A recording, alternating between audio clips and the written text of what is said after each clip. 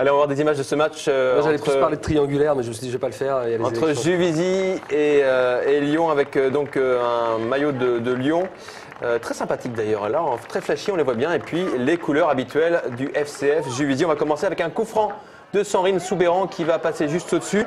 Lyon va aussi se réveiller avec un coup franc signé Schelling qui va être repoussé. Alors, on a vu que quand même que la gardienne de Juvisy a fait vraiment un très grand match, Mallet. Et là, il y avait hors-jeu, donc plus de peur que de mal. Une deuxième occasion pour l'équipe de Lyon qui va buter toujours sur Mallet, qui a fait un très très bon match. Voilà, pas beaucoup d'interventions dans ce match, mais au moins décisive. Juvisy va se réveiller un petit peu aussi avec une frappe de Tonadzi dans les mains de la gardienne de Lyon. Et puis la balle de break juste avant la mi-temps, signé Schelling. Le ballon passe juste à côté. 0-0, c'est le score à la mi-temps. Lyon était tout près d'ouvrir la marque et là, tout aurait été possible pour l'équipe lyonnaise. Exactement. Juvisy proche de l'ouverture du score avec Tonadzi sur cette action notamment. Et puis voilà, c'était la mi-temps. Juvisy dans quelques instants proche de l'ouverture du score avec Tonadzi. Là, 0-0 à la mi-temps contre Lyon, c'est quand même une bonne chose, hein, n'est-ce pas?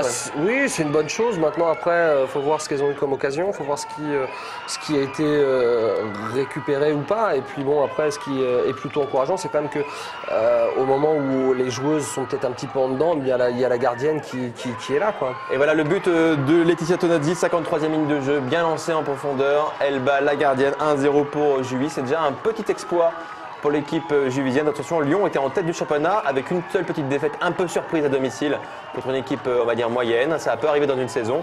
Et surtout, elle avait mis 10 cartons à peu près à tout le monde.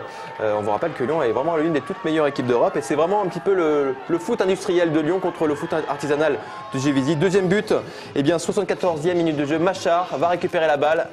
Super pressing et puis il va bien battre la gardienne de Lyon. 2-0 et là on se dit à la 74e minute de jeu, il reste un quart d'heure à jouer. C'est plié. Que Juvisy est bien parti.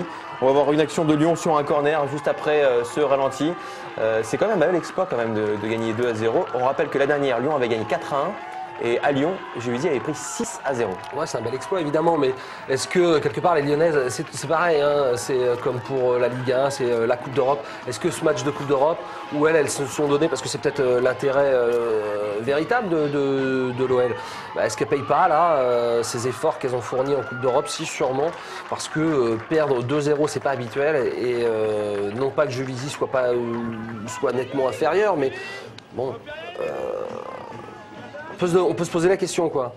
Donc l'homogénéité et la solidarité juvizienne a pris le meilleur sur Lyon.